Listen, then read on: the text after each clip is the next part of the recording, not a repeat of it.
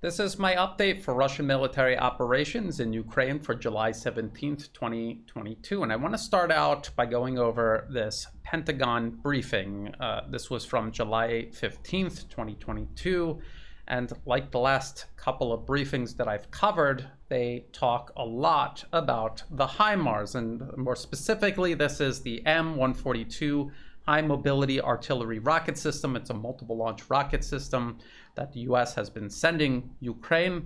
This briefing says that up to 12 have been transferred over to Ukraine, but to the senior defense officials' knowledge, they're using 8 of them on the battlefield.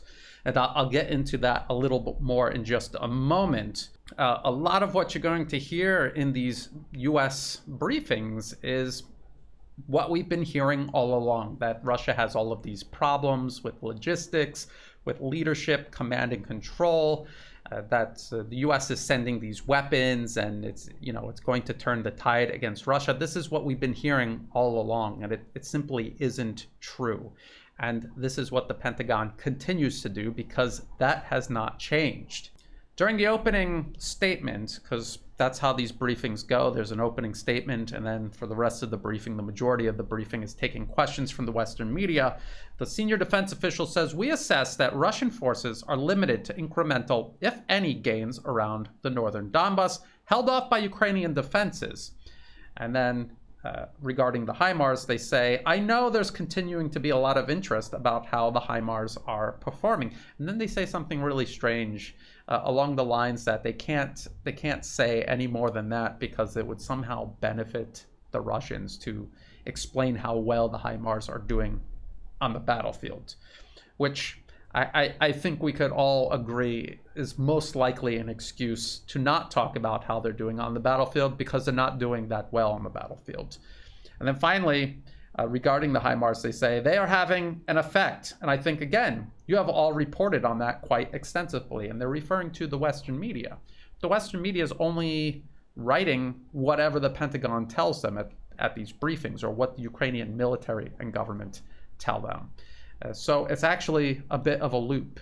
Now, after this opening statement, virtually every question is about the HIMARS. So in response to these questions about how effective are they, what percentage of Russian ammunition has been taken out by these systems so far, and the senior defense official has no numbers at all to give them. And instead what they say is this: "We've all seen the Russians slow their movements and advances," and what they're inferring is that this has to do with the HIMARS arrival, and it does not. This is part of the same pattern we've seen since this conflict began in late February of this year. Russia reaches these defense lines, these layered defense lines that Ukraine has created over the course of 7 to 8 years, and they have to pound them with artillery, soften them up so that ground assaults can eventually overrun them. And this takes a long time. It's the nature of this warfare. They will be in a certain position until they can crack those lines. Once they crack the lines and move through, that's when you see all of these territorial gains. And then they will stop again when they reach the next major defense line. So we saw them fighting to take the cities, and they were urban and industrial centers, Severodonetsk and Lysychansk. We saw that fighting. And then at a certain point, they just made all of this territorial gain. Now they're stopped because now they're working on the Siversk and Bakhmut defense line. Once they overcome this defense line, they will move again. They will take all of this territory. And it'll be interesting to see how the Pentagon spins that, because right now it seems like they're trying to claim that Russia can't move another inch because of the HIMARS. And just to drive the point home that that's what the Pentagon is doing, they're just making things up, essentially. I want you to look at this very pro-Ukrainian liveuamap.com, and I've referenced this many times in the past, and I have shown you how and why it is very pro-Ukrainian. And you can see here, this was just a couple of days ago, not even a week ago. This is northwest of Lysychansk, which is right here.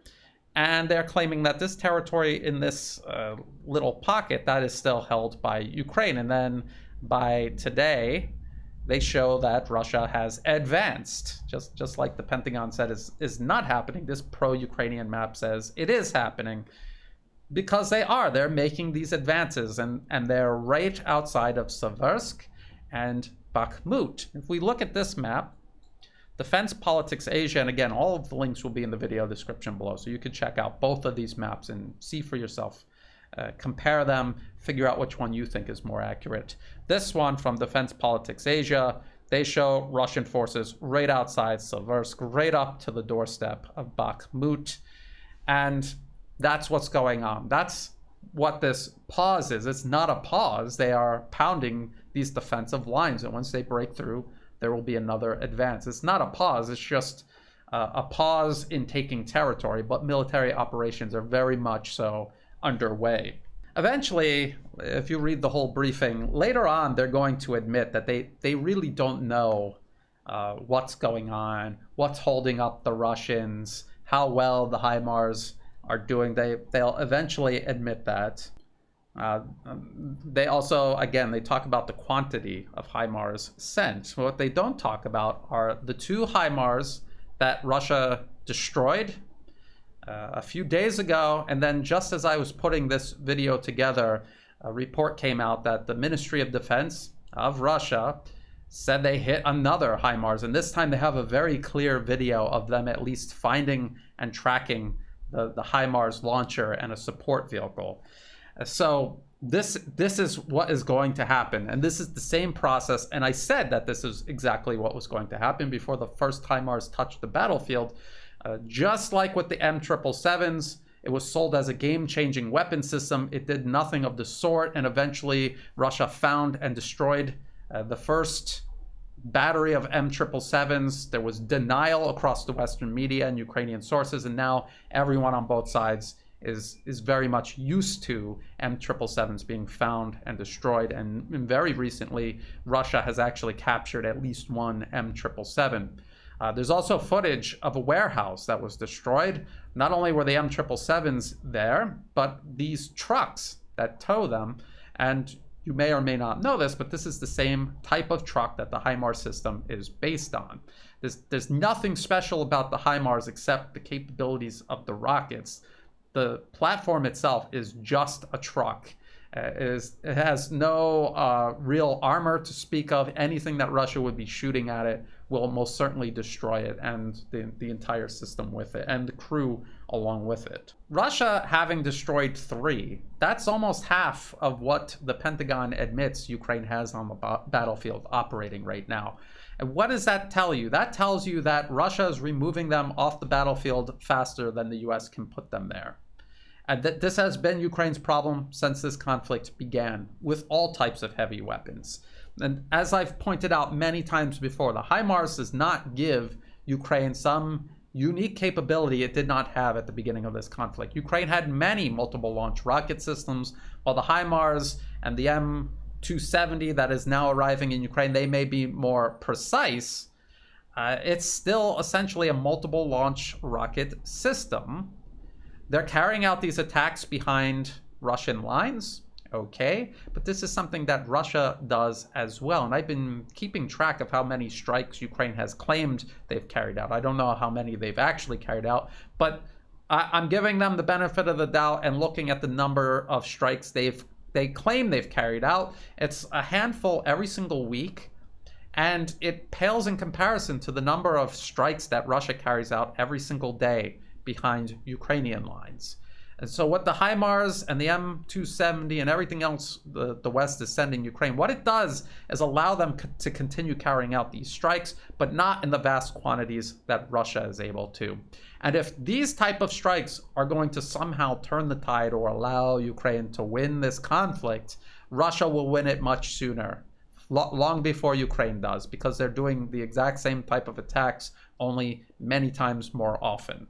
Also mentioned were these cruise missile strikes on Vinnytsia. This is in central Ukraine. Russia launched these cruise missiles and they targeted and destroyed an officer's club.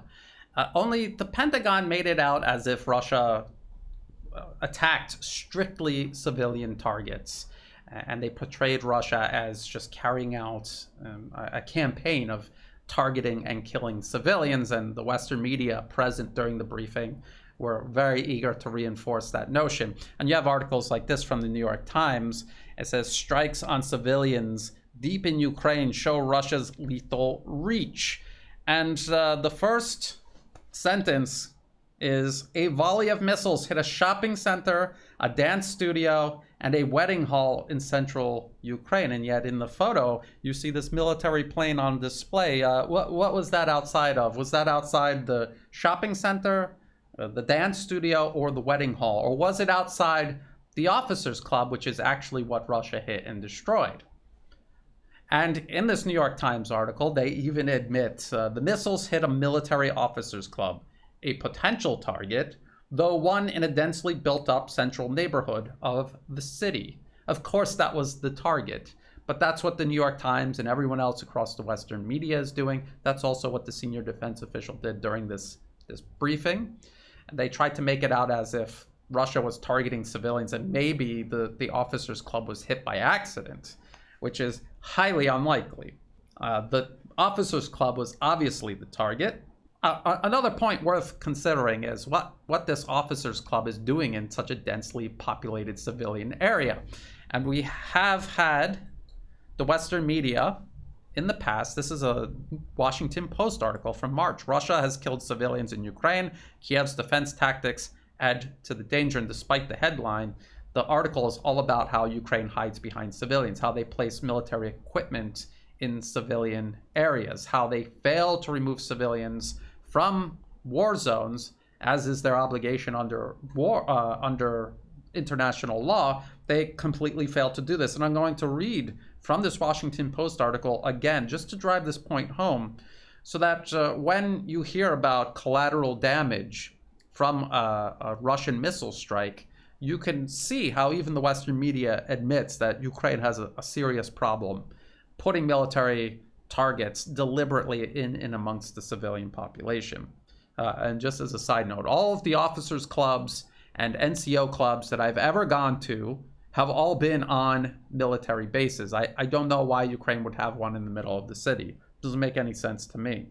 So the Washington Post article says, Ukraine's strategy of placing heavy military equipment and other fortifications in civilian zones could weaken Western and Ukrainian efforts to hold Russia legally culpable for possible war crimes.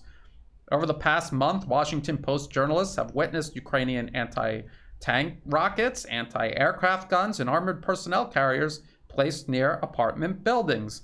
In one vacant lot, Post journalists spotted a truck carrying a Grad multiple rocket launcher. And the same article also says the Ukrainian military has a responsibility under international law to remove their forces and equipment from civilian populated areas, and if that is not possible, to move civilians out of those areas. If they do not do that, that is a violation of the laws of war, because what they are doing is they are putting civilians at risk, because all that military equipment are legitimate targets. And I would go on and say the officers' club is also a legitimate target.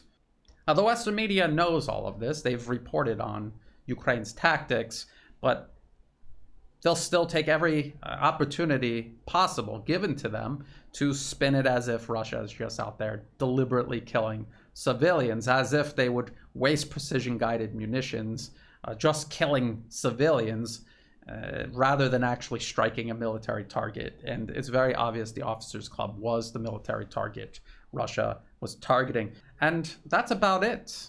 We're just going to continue watching this conflict grind on. Russia is systematically destroying Ukraine's military. As they do so, they are incrementally taking territory. They take territory every time they breach a defense line. Right now, they're on a defense line. They're trying to break through it. That's why they're not taking territory right now. And we're just going to continue watching the US government, the Pentagon, the State Department, and the entirety of the Western media continue playing these games, giving false hope to the public, to Ukraine, to keep the conflict going on for as long as possible. Now, I've said this many times, Ukraine's best chance of anything going their way is to go to the negotiation table and end this now. Every day that goes by, more of their military is gone, more of their territory is lost. The longer this goes on, the worse it's going to be, and the less leverage they'll have when they eventually do go to the negotiation table. Ukraine's best interest would be served by negotiating as soon as possible, but the United States, which is now dictating Ukrainian foreign policy and has been since 2014, it's in their best interest to fight this conflict to the last Ukrainian, no matter how futile any prospect of victory may be, or even a stalemate may be. I'll continue keeping an eye on this. I'll continue doing updates and analyzing the situation on the ground and everything surrounding it geopolitically. If you thought this video was useful, please like and share. Think about subscribing. It's free to do. It helps the channel grow. If you're watching this on YouTube, please check the video description below for other places you can find and follow my work. If YouTube deletes my channel, please already have bookmarked my channel on Odyssey and also on Rumble. And if you have an account on Telegram, or if you don't, you should get onto Telegram. It is a great alternative for Twitter and Facebook. You can follow me there, and I do several updates a day. And if for any reason I'm off of YouTube, I will post links there on Telegram for wherever my next video will be published. Also in the video description below are all of the links that I've referenced, as well as ways you can help support my work. You can do that through Buy Me a Coffee, through Patreon, and also through PayPal. To everyone who has been helping out, whether it's month-to-month memberships, one-time donations, or even if you're just helping share my work with others or sending news tips, I greatly appreciate all of this help. I could not do this work without it, so thank you. And as always, thank you for watching.